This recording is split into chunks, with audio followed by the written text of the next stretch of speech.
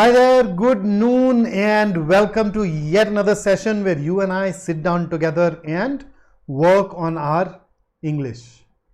I hope you've enjoyed all the sessions that I've conducted so far. We are on our session number 20 today. So, a fairly largest number of questions that we have managed to practice together at this very platform, and right now we are focusing more on CAT, so most of the questions are CAT kind of questions or questions that will help you directly in the CAT. If you have any suggestion, any recommendation, any feedback, if you want us to go ahead and organize some special series, conduct sessions on a particular area, a particular topic, do let us know and we'd be more than happy to create those sessions for you. Hi Sonali, what's up? How are you doing? How's your preparation going, Nishant? So, I welcome you to BYJU'S exam prep channel dedicated to your success as an MBA aspirant. If you are new here, don't forget to subscribe to our channel and press the bell icon so that you get to know of every single session that we take. My name is Vikrant, 22 years of experience, helped thousands of people get into grade B schools. I am your personal coach for all things English and communication on this particular channel. And at BYJU'S Exam Prep, we offer a fabulous CAT preparation program. And for a limited period, we are offering a 3-day trial for this program absolutely free. So in case you have not booked the trial yet, you can and experience what we do in our batches. You can figure out the teaching methodology and how it fits into your plan of things. With that, let us go ahead and dive in. Normally we start with a passage, but today I'll not do that. So here are 3 questions. In each of the following, 3 questions, you'd find a short paragraph followed by a question. You're supposed to read that paragraph and answer the question that follows. And I'm not really going to make it all suspenseful. These questions are essentially based on critical reasoning. Now in exams like XAT, NMAT, etc., Maharashtra, CET, occasionally TISNET, we get direct CR questions. In the CAT, we don't get these questions directly, but practically half of RC, in fact going by last year, even more than half, is essentially critical reasoning. So let me test that aspect of reading comprehension in isolation with the help of these 3 questions, and thereafter you and I will of course sit down and get into a passage. So let's start. Here you go. The first question on your screen. Once you are done reading it, share your answer with me, and the moment I have 3 answers, I'll start the discussion.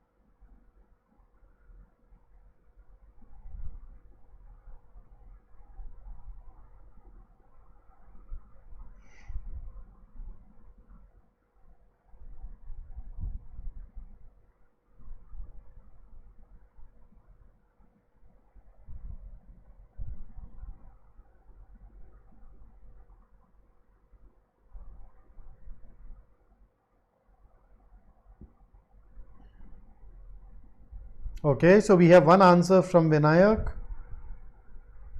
and now Nishant.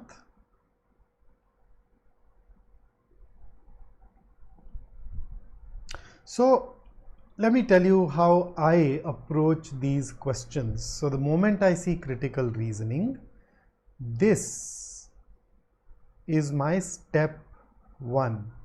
So CR questions basically have 3 components. You happen to have a paragraph, then you obviously have all these options, and in between the paragraph and the options, you have a sentence that asks you to do something. So this sentence is known as the question stem. So a lot of people over the years I've seen they start with the paragraph, but when you start with the paragraph, that ends up wasting your time. You don't even know how to process that information or what to look for until you read the question stem. So what people then do is they read the paragraph, then they read the question stem, then they are forced to go back to the paragraph so that now they can read it appropriately. But then we can save all of that effort by starting with the question stem. Once you are done with that, then step 2 is where we read the paragraph, understand it, process it the way the question asks us to, and at times, if the paragraph is long or challenging, right, uses a lot of difficult to understand sentences or convoluted structures, you can also choose to paraphrase it. And after that, you come over to the options and implement an ideal approach for that question. So the ideal approach for a conclusion / inference question is where you go to every answer choice and apply a label, true, false, can't say. None of you have chosen A, so let me rule it out. You are right in ruling out A. Let's look at B. B says newspapers give more importance to local news and local stories. Now, if I were to conclude this, where would I conclude it from? It can only come from the second sentence of the paragraph. Let's have a look. Newspapers often give bigger headlines and a lot of coverage to local crimes and local disasters. So now tell me something. If something gets a bigger headline plus more coverage, does that mean that newspapers give more importance to this? Does it equate to more importance? Are we sure? So I know that more coverage, bigger headlines, but then personally, I believe that the front page of the newspaper is perhaps the most important page, right? And the newspaper puts those stories on the front page that they believe are important. So all this local coverage, all this coverage of local crimes and local disasters, is it there on the front page or is it buried inside on, say, the 7th page or the 8th page? So you may give it a bigger headline on page 7. Yes. So if you don't know that, right? Bigger headline, more coverage does not necessarily mean that newspapers give more importance to that, right? And therefore the label for B should be can't say. Let's look at C. Newspaper readers are likely to have an exaggerated sense of crime in their localities compared to that in other areas, compared to the crime in other areas. Now have a look at the first sentence of the paragraph. Psychologists say that people think that an event is likely to happen based on how often they come across news about it. Now if this is true and then they come across a lot of local news, a lot of coverage of the local crimes, local disasters.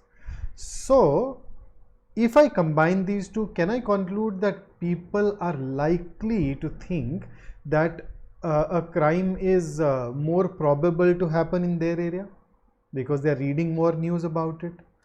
So if you combine, if you look at the paragraph, C will definitely be true. D, newspaper readers also focus on the personal lives of the celebrities, cannot be determined or can't say. There is absolutely nothing that is there in the paragraph to help us infer that. So I think A and D were easy to rule out. B and C were tricky. In B, you had to assume that bigger headline plus more coverage means more importance. In C, you do not have to assume anything. It is true as it is, and that is why the best answer choice here for us is option C. In any way, the moment you see one true and the rest of them as can't say or false, you know that you are supposed to pick up the one that is true as your answer. So that's question number 1. Here is question number 2. Please go ahead and start.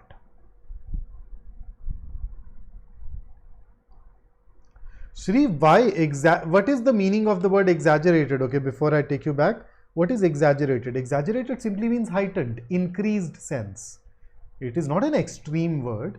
If I have an exaggerated sense of my self-worth, it means that that ideally my worth is here, but in my eyes, my assessment is that my self-worth is more than that.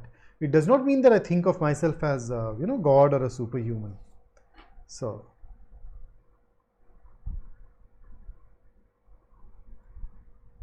okay, here you go. Second question. Please go ahead, answer this, and we'll move over to discussing it soon.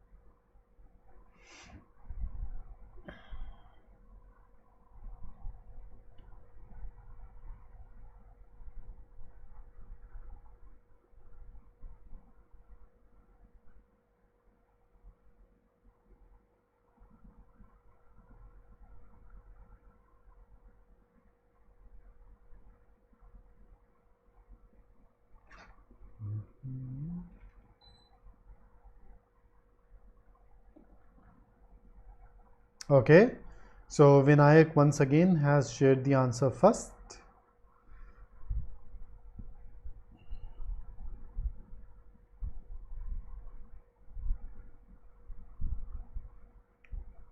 Okay, so once again, here is the question stem. Which of the following, if true, would strengthen the claim that Commonwealth Games are not becoming redundant or irrelevant, basically? So in this particular argument, the author has said that the Commonwealth Games are at risk of becoming irrelevant. The question stem says that, okay, one of these options, if true, will tell you that they are not at the risk of being irrelevant.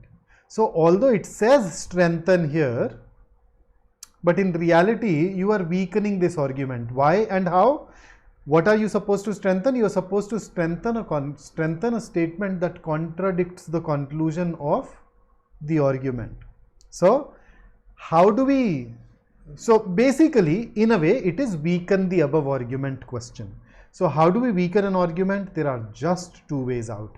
You can prove that the premises or assumptions are wrong, or you can go ahead and prove that the premises or the assumptions are suspect, that they are not very sound. That's how you go and weaken. That's all. So let's see.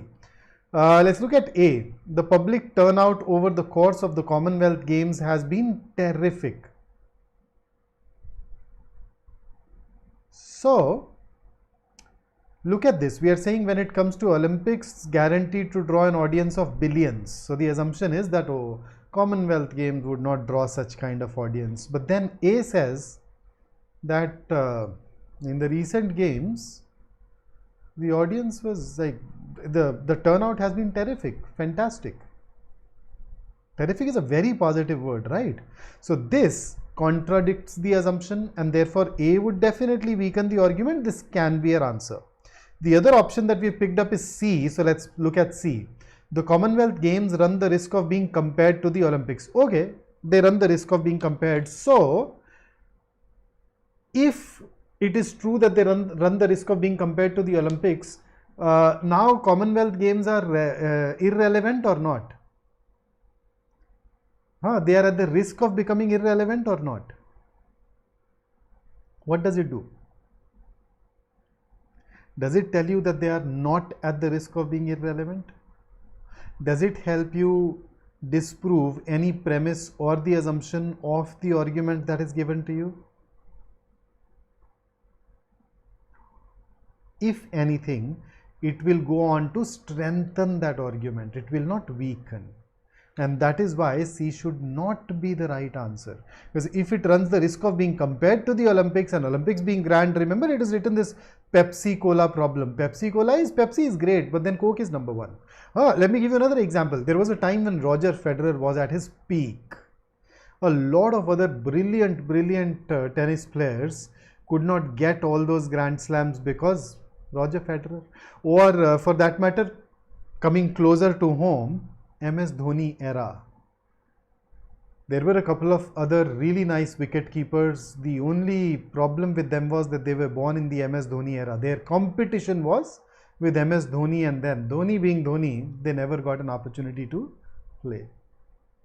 So they were great, they were really good, but they just had somebody who was better, right? So if you look at C, this goes on to support the premises. In the entire argument, we are comparing Commonwealth Games with Olympics. C also says that they run the risk of this comparison. And if they run the risk of this comparison, if it is true, then you are lending credence to the premises. You are strengthening that argument, whereas in reality we are supposed to weaken it. And see, let's not forget that where I'm coming from. If you've gone through the last couple of years of CAT question papers, particularly RCs, you notice that the question stems have been very convoluted. They don't even ask things directly. So these are, so I've just tried to mimic those question stems somewhat here today in some of these questions. So I wrote strengthen, but in reality you had to weaken the given argument. Alright, so here is so the correct answer here is option A. None of you have chosen B and D, rightfully so. Between A and C, C strengthens, A weakens, we are supposed to weaken, so A is the answer. Alright, here is your next question. Go ahead, give me the answer.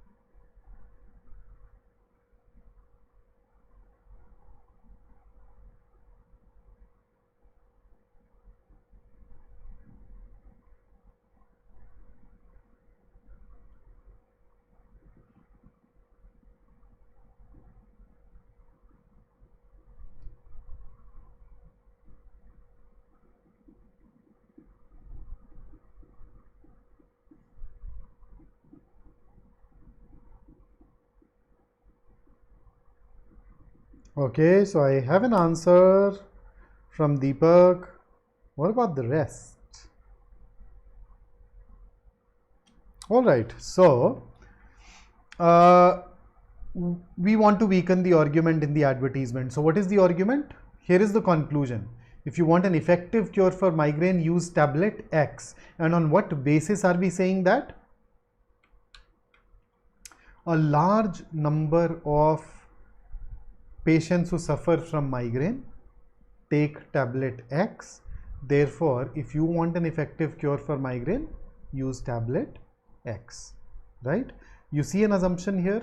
Assumption number 1, 705 patients is a sufficiently large number to arrive at the conclusion. Assumption number 2, all those people were taking tablet X for their migraines and not for something else which was associated. Assumption number 3, they asked for tablet X. You know, there are times when we go to a chemist, we say, yaar, bukhar ho gaya, koi dawai de do yaar. बोलते हैं ना कई बार जाके, यार बुखार है, यार कोई दवाई दे दे, पेट दर्द है कोई दवाई दे दे. We may not ask for a specific brand, we may just tell the chemist, the pharmacy that I have fever, I have headache, I have stomach ache, and then he gives what he gives. So maybe tablet X is being given in that way. So if you start looking closely, you'd realize there are quite a few assumptions. Now let's have a look at A. Tablet Y developed by the pharma's rival can cure other pains besides migraine. Okay, so if I have migraine, I have no other problem. Okay, I have migraine. So should I take tablet X or tablet Y? Because the claim is tablet X is an effective cure for migraine. So because a large number of migraine sufferers prefer tablet X, they take tablet X. I think I should also take tablet X. Why would I take tablet Y? I don't have other pains. So you realize A does not weaken the argument. A does not tell us that, oh, tablet X may not be all that great. So A is ruled out. None of you have picked up B, so let's rule it out. C, medical representatives are the best ambassadors for pharma brands. Okay, great, but tablet X is effective or not for migraine? Does it have any impact on the conclusion? I think this is irrelevant. So shouldn't be our answer. Let's have a look at D. Tablet X is an over-the-counter medicine, while many other migraine medicines cannot be sold without a doctor's prescription. Ooh. So see, these guys may take tablet X because tablet X can be bought by them from a pharmacy, whereas the other medicines, and those other medicines could be more potent, right? They can be even more effective, but because you cannot get those other medicines without a doctor's prescription, they do not sell in as great a number. So if D is true, tablet X may not be the most effective cure for migraine. People opt for it merely because it is, despite being the second best or the third best, is easily available, thus they take it. So that is why I think the best answer for us here is option D. So I noticed that some of us are not very comfortable with critical reasoning. So just a couple of things. Number one, critical reasoning is a technical area. Please make sure that you study this area thoroughly from somewhere, right? आप मुझसे पढ़ें, किसी और से पढ़ें, किताब से पढ़ें, मगर पढ़ें ज़रूर. इसमें जो अप्रोच है वो बहुत इम्पॉर्टेंट है आपके लिए जानना. And after that practice a lot. And if you're joining us, we'd of course have your practice concerns covered, but otherwise if you go online, you'd find material for GMAT or LSAT which has a lot of critical reasoning questions. Start with this question called assumption based questions. After that, move over to inference based questions, then solve strengthening and weakening questions, and then the fourth and the last question type that I want you to master here is parallel structure argument questions or analogous argument questions. I'm just writing that as analogy because of the space constraints, because these 5 things: assumption, inference, strengthen, weaken, and analogous argument, these are the 5 that we need for CAT RC. Okay, so make sure that you go ahead and get at least 70% accuracy in this particular area real soon. Rutik, easy and difficult are pretty subjective here, since you do not know this area today. It's absolutely okay to call it difficult, but I'm sure once you devote around 4 weeks to critical reasoning, your ability will grow so much within that period that you would start looking at these questions. Yeah, that's easy. ऐसे ही तो सोचना है, right? Okay, now that we are done with CR, let us go ahead and get into our passage. So passage 1, take a deep breath, get ready, and then we'll dive into it.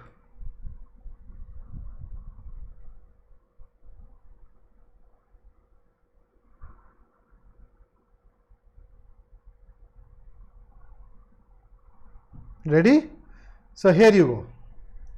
I'll take you through the entire passage paragraph by paragraph, and the moment you're done reading the paragraph, Just drop in the comment box that you're done and I'll take you over to the next page.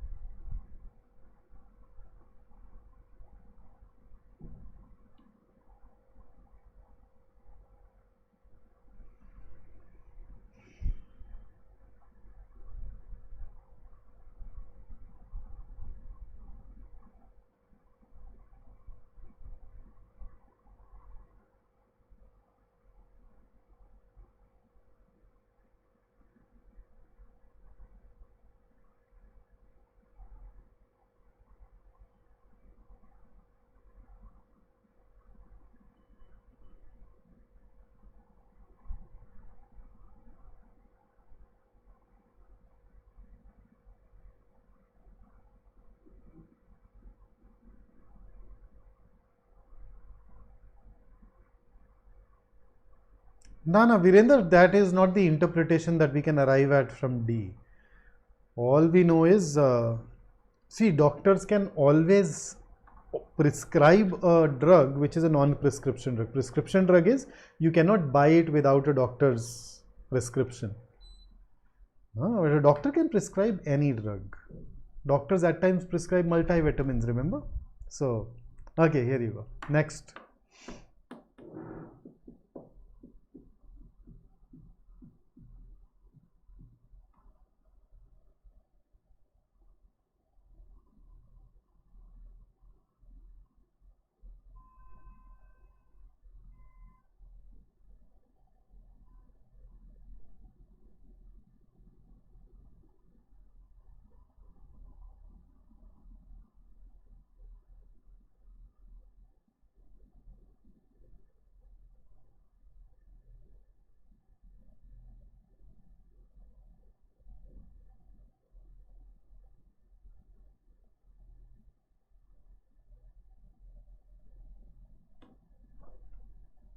So are we done with this? Fantastic. Next.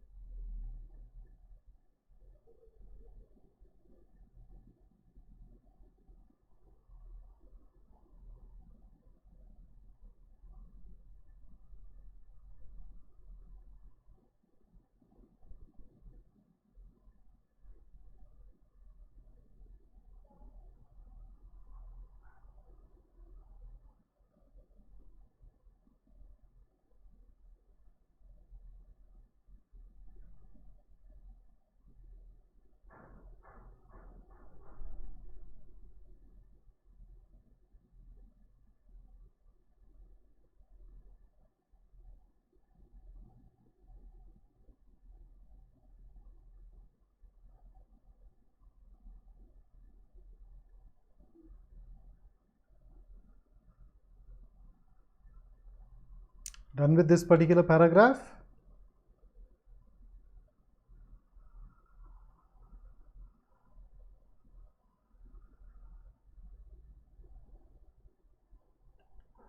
Okay, here's the next one.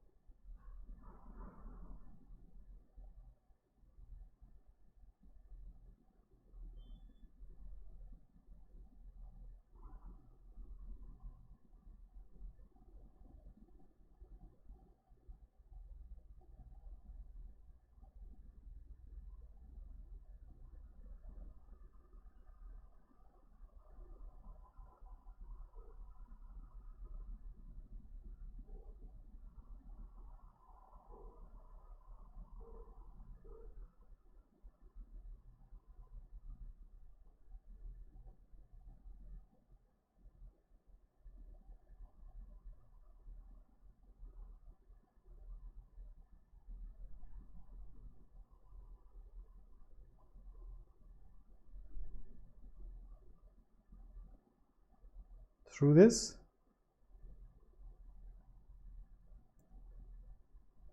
Okay, next.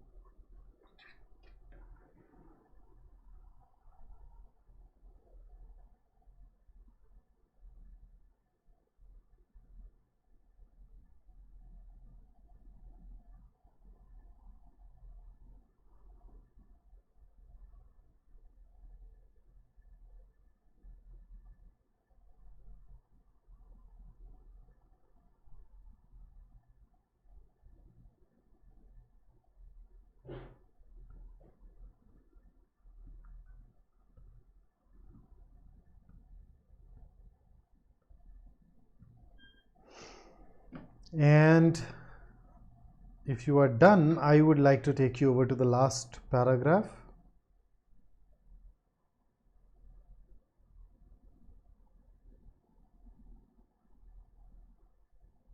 Okay, here is the last one.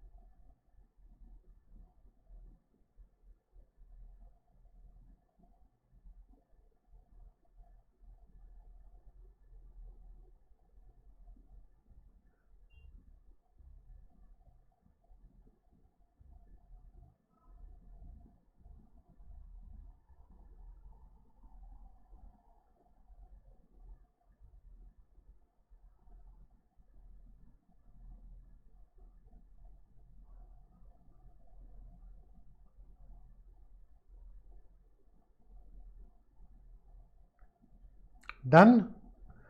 So this is a passage which essentially talks about two areas, or can be slotted under two areas: political theory and economics, right?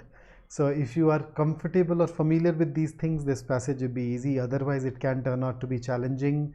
And this passage happens to have a length of 539 words, which is just a little longer than the longest passage that we saw last year. So the longest passage last year had 517 words. So you should expect passages of around this length.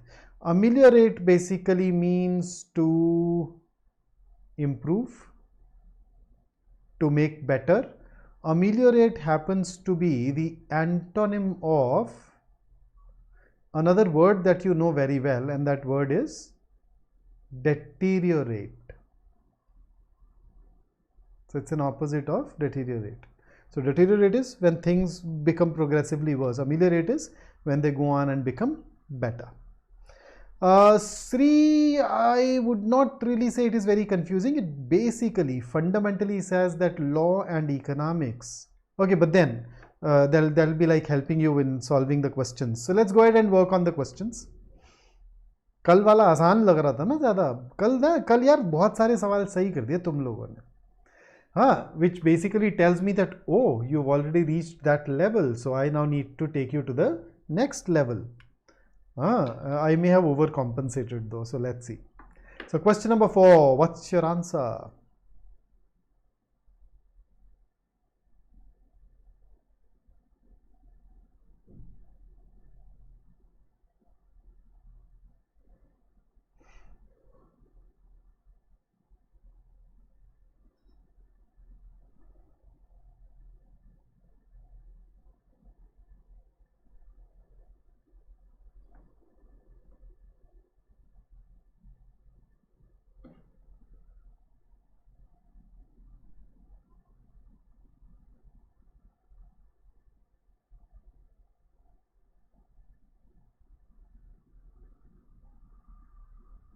Okay.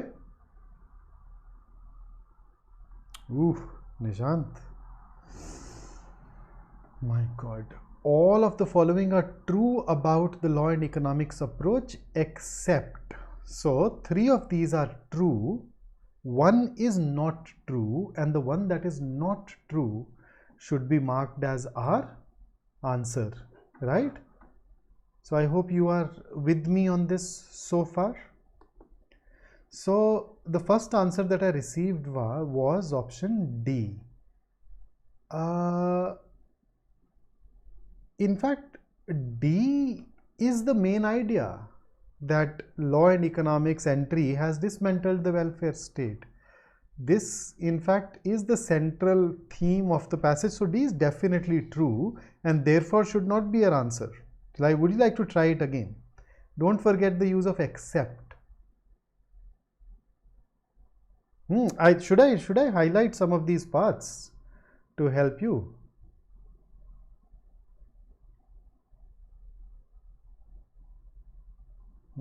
Should be here.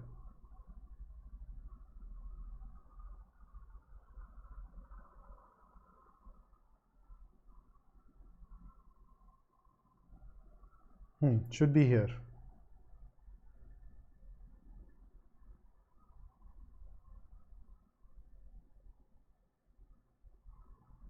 So part of it is written here, part of it is here. See? So that is basically the whole idea. Is they are turning it all into so neoclassical economics is basically what, that everything is determined by supply and demand.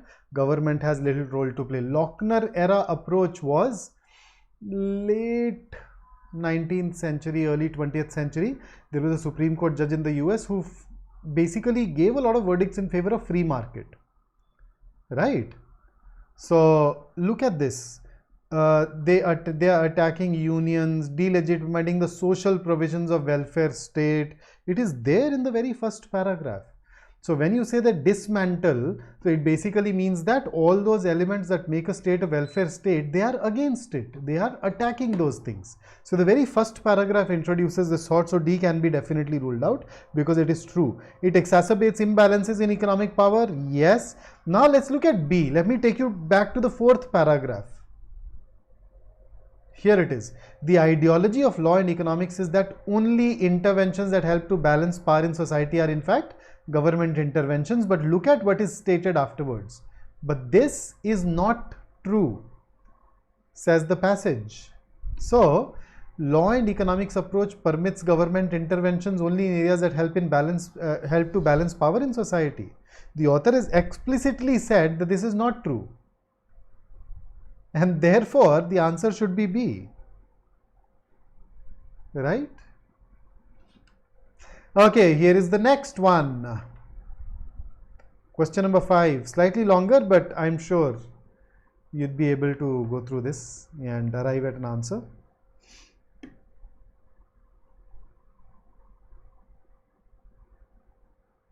Take your time, use the seeker to go back to the right area of the passage, and then we can discuss it.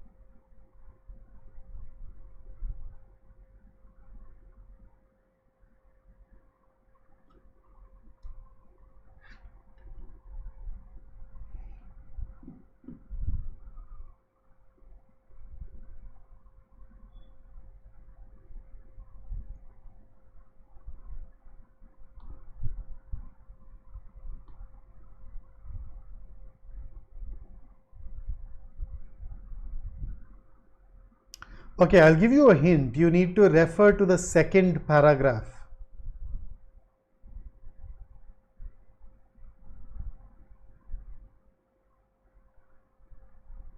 Should I pitch in? Okay, second paragraph has this sentence at the beginning. It says, following neoclassical economic theory, law and economics suggested that society's resources are best allocated by permitting competition to set prices. And then the last sentence of the paragraph is, few other social scientists believe this. Now, what do you, and a growing number of economists do not believe it either. So, that notion which was introduced in the second paragraph, first sentence, society's resources are best allocated by permitting competition to set prices, right, is something that many economists have stopped believing in. That's given in option C, and therefore that should be our answer. So very clearly second paragraph points us towards this particular notion. I think some of us have faced this challenge of unfamiliarity, and then the author of course used a lot of technical words that could have been an issue, and as a result perhaps that making of the overview got affected. Righto. So if you look at A, fair government intervention has not even been mentioned. So that helps us in eliminate option A. Option B contradicts the passage, but it does not point out specifically towards the difference between economists and that particular ideology.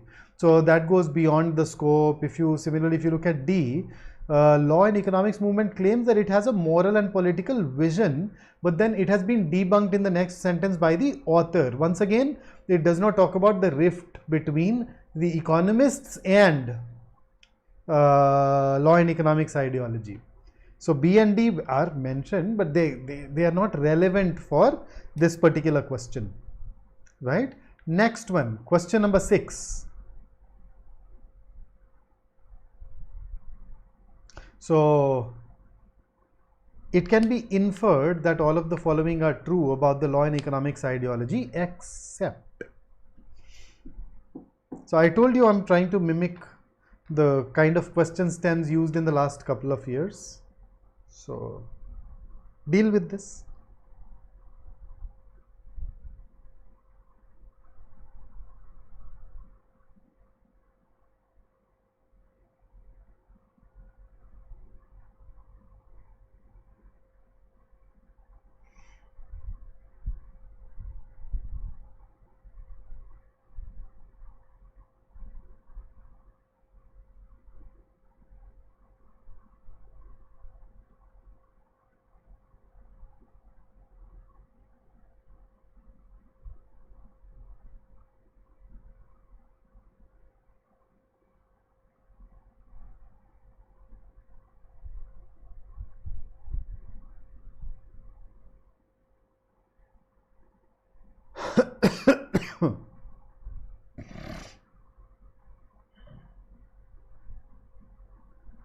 Hanji, so what's your take?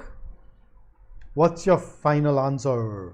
Okay, so I'm getting B, I'm getting D. So I think the first things first, okay, we know it is an inference question. What exactly needs to be done is secondary, but we need to go ahead and apply that label as true, false, can't say nonetheless. So the movement acts on behalf of the powerful. That's true. The movement is highly deceptive in its approach. That's true. You just need to refer to the first paragraph and you'd be able to infer A and B. C, it adheres to a particular political vision. Now it is deceptive, right? It hides its association with the big money. But in reality, it does have a moral and political vision. So this is also true. D, it is absolutely amoral in its thoughts and beliefs. What is amoral? Amoral is something for which morality does not apply. For example, let us say that I have my phone lying around. A grown-up comes and picks it up and leaves. Then he is trying to steal it. That is an immoral act. But imagine a young child let's say 2-year-old, 3-year-old child. If that child comes, picks up my phone and then walks away, should I call it theft? Is it immoral? No, the child does not even have that concept of right and wrong yet. So children are amoral. Science claims to be amoral, but these guys are biased. It is just that they are trying to hide their bias, and therefore to say they are amoral is wrong. According to the passage, it is they are actually being immoral, and that is why our answer is D. Why? Look at this. It can be inferred that all of the following are true except, so 3 are true, 1 is not true. The one that is not true was supposed to be marked as an answer, and thus D it is. And here is the last question based on the passage for you. Please read the question stem carefully, get that interpretation right, and then choose the answer.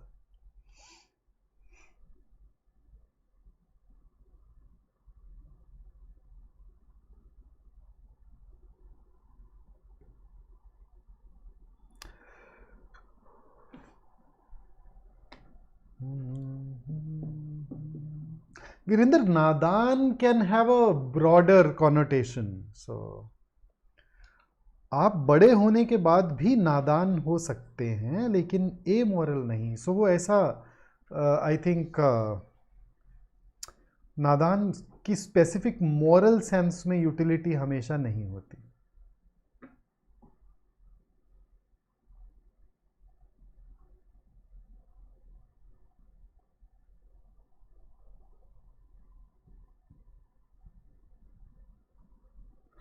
Okay, so none, okay, if I ignore except, what will you do? We say none of the following statements can be inferred from the passage. What does it mean? It means that all the following are not true.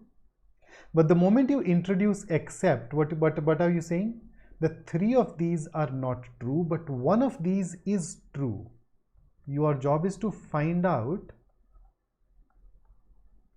the option that can be labeled as true. So let us go ahead and see which all can be labeled as true. So A, the law and economics movement believes in capital firms controlling the means of production. This part, capital firms wanting to control the means of production, has not even been mentioned anywhere in the passage. And therefore the label for A, the correct label for A should be can't say. Let's look at B. The law and economics movement believes in price control only in the rarest of cases.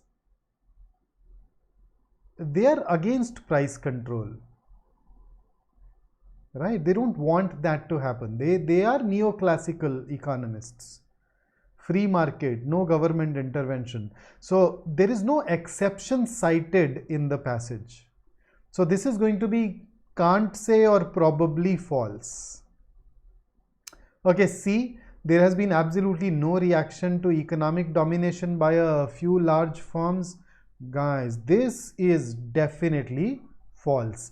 In fact, there is a paragraph that says public debates have centered around economic power and the role of the law in it, with renewed calls for the law to do more to ameliorate economic domination rather than exacerbate it.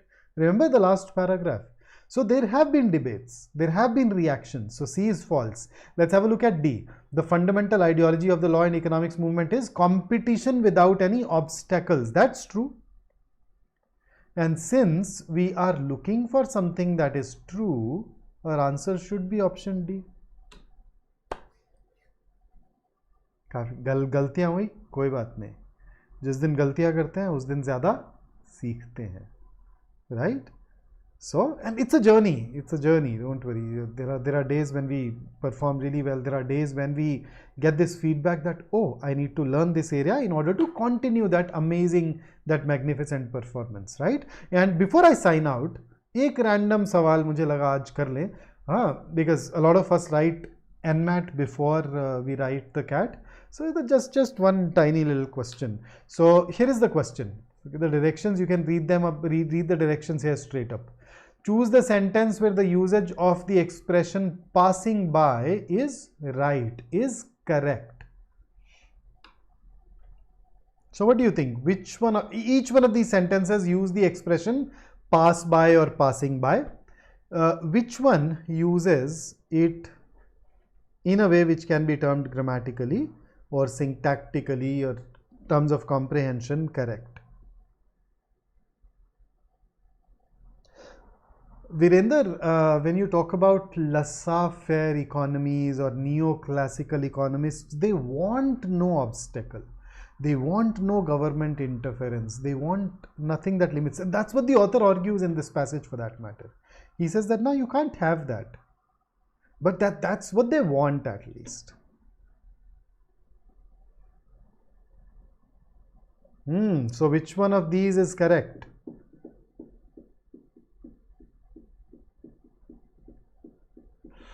A passing by cannot be used as an adjective, Nishant. So you can say a taxi that was passing by was stopped, but you cannot say a passing by taxi. A taxi which is moving past you, you'd call it a passing taxi. You won't call it a passing by taxi. So D is wrong. Just say, you can say passing. And A is definitely wrong. I think a lot of us have probably heard this already. This too shall pass. ये भी गुजर जाएगा, है ना रात ये भी गुजर जाएगी. This too shall pass. Nothing is permanent. हाँ, ये कौन से स्कूल का कोर थॉट है? Any idea?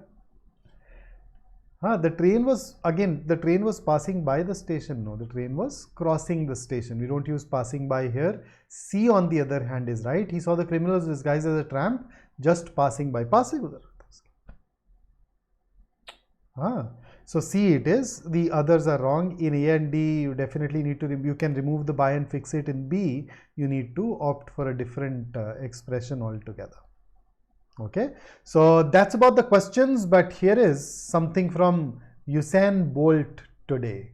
The difference between the impossible and the possible lies in a determination. Now he used a determination, so I've used a at I was just quoting him, but the truth is this is grammatically wrong, so we could remove this.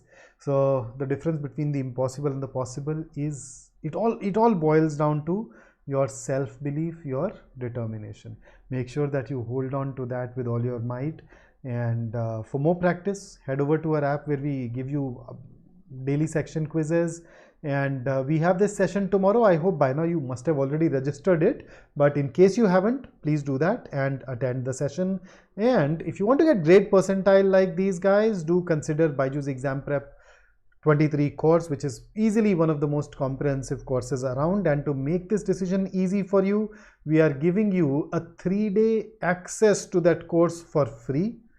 है ना, मतलब फंसाना चाह रहे हैं हम, तुम्हें lure करेंगे. तुमने एक बार कोर्स देख लिया, तुम्हारा मन नहीं करेगा छोड़ने का. लाइक ये तो सही है यार. And then we'd also conduct a scholarship test on 25th of June. You can shave off up to 90% of the fees just through your performance.